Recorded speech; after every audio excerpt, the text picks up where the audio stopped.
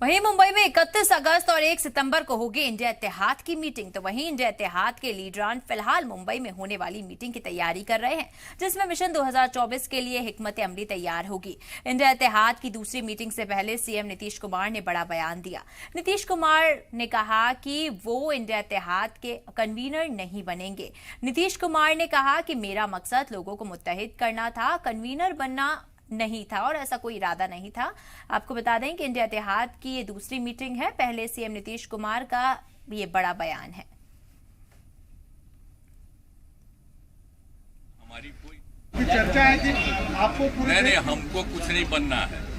हम तो आपको बराबर कह रहे हैं, वो दूसरे लोगों को बनाया जाएगा। हमारी कोई इच्छा नहीं, हम तो सबको एकजुट करना चाहते हैं और सब मिल करके करें। हमको कुछ व्यक्तिगत नहीं चाहिए, हम तो सबके हित में चाहते हैं। इसलिए ये कभी मत सोचिए कि हम लोग कुछ चाहते हैं, वो सब बात नहीं।